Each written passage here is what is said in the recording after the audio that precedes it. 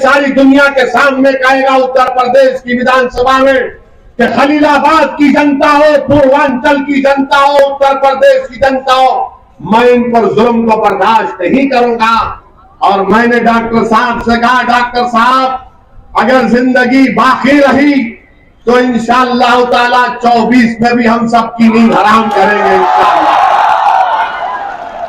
तो जो दुश्मन दौलत लेकर आ रहा है प्यारे, थोड़ी बचा के रख, 24 में फिर आएंगे हम। मेरा जमीर जिंदा है और इंशाअल्लाह जिंदा रहेगा।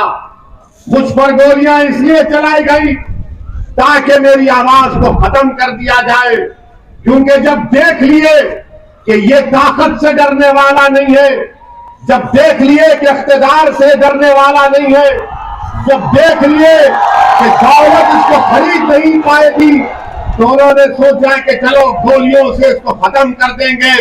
अरे तुम गोलियां जितने चलाना है चलाओ, मगर याद रखो ओवैसी इस दुनिया में उस वक्त तक रहेगा जब तक अल्लाह चाहेगा, मगर जब तक अल्लाह मुझे जिंदा रखेगा, मैं आपके दरमियान में खड़े होकर दोबारा अज़म कर रहा हूं, अहद कर रहा हूं कि जालिम गोलियां चलाएगा, कुछ भी करेगा, मगर मैं आपकी आवाज को उठाता रहूंगा, उठाता रहूंगा, लड़ता रहूंगा।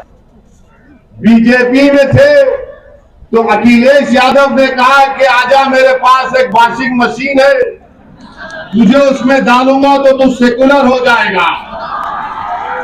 वहां पर दौड़े और उनको टिकट दे दिया गया।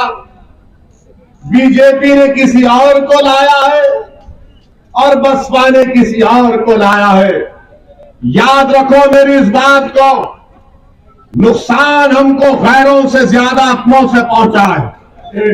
अगर डॉक्टर अयूब से किसी को शिकायत है, हो सकता है कि अकबर जानिब हो, डॉक्टर अयूब से किसी को शिकायत है, तो मैं आज हाथ जोड़कर भीख मांगता हूं, माफ कर दो डॉक्टर अयूब को, माफ कर दो।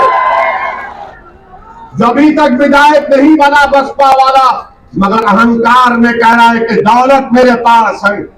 ये आपको फैसला करना है कि आप अपनी आवाज को कामयाब करेंगे या दौलत को कामयाब करेंगे। तुम किसके पास जाकर कहोगे डॉक्टर मेरा काम करेगा नहीं करेगा? किसको बोल सकोगे? तुम बसपा के या बीजेपी के विधायक को बोल सकोगे? वहां पर हाथ जोड़कर जाना पड़ेगा, विधायक जी, विधायक।